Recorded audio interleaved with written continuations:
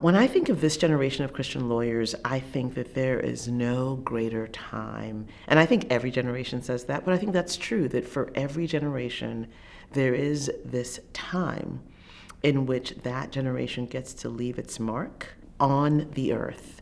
And for Christian lawyers in particular, I think it's one more brick on a wall of justice that's being built. And so there is much work to be done by this generation. Now that I've graduated and am sort of recently have been introduced into the workforce, I've struggled a little bit with putting those two incredibly important parts of my life, both the practice of law and my practice of law and my faith, and kind of bringing those together and seeing my vocation in both of those parts of my life. I found it most challenging to figure out how to practice my faith in a day-to-day way as I'm practicing law. So having to carve out time and be much more deliberate about how I spend my time, because it's really easy for prayer time and other faith commitments to fall on the back burner because work seems so important. Because the work is so all-consuming, I've recognized that there's not much space to really think about how my faith integrates, how everything's kind of interwoven together. And it's easy to kind of go with, just spend week after week thinking about work at the expense of kind of how my calling fits in to this point in my life and this season of my life and how it's going forward. I want my career to be more than just something that I do to earn money or to kind of pay the bills, but to really have a purpose. I think that's why I went into law in the first place, and sometimes just being in a corporate setting, you lose sight of that, but I think this has been a very refocusing moment to understand again, how am I called to do what I do, and how do I do it well?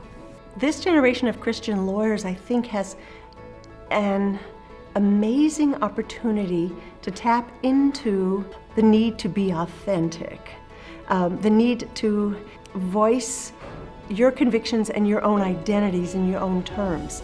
We also have a group of young people who have grown up being much more comfortable with the idea that they have a particular identity and that their identity shapes their viewpoint. If we proudly acknowledge our identities as Christian lawyers, then we have a chance to make some shifts or make some friends or change some hearts.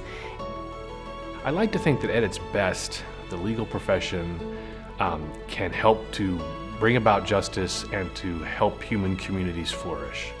And I like to think that those are two things that are part of God's plan. So to the extent we lawyers can help out with that, we're participating in His work.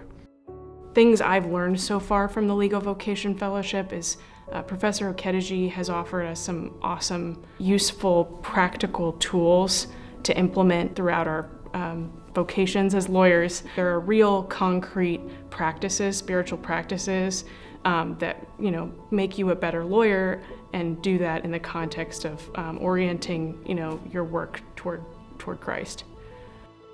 Well, so with the Legal Vocation Fellowship, we've been working for a long time to assemble the group of mentors and fellows and faculty to come together and encourage and challenge each other around a set of materials and expertise and wisdom, and meet each other and deepen friendships and relationships. There's a lot of energy that comes from that, and I think there's a lot of potential for the building of future relationships and networks of people who will understand each other at a deeper level, not just as Christians, but as lawyers and what that means together. These participants, these fellows can look back to this moment in time and call each other and seek counsel and get advice and to realize they're not doing this alone, but there's a broader group of people walking with them in this profession.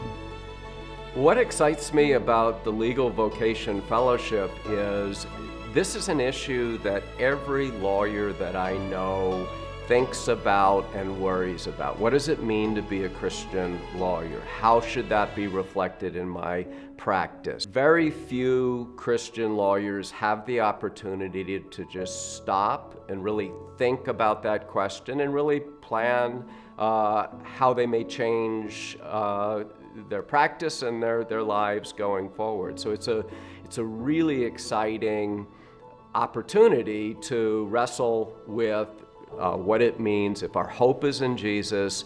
What does that mean in the practice of law? And I'm really excited to see the questions and answers that come out of the talking and thinking and teaching that we'll be doing.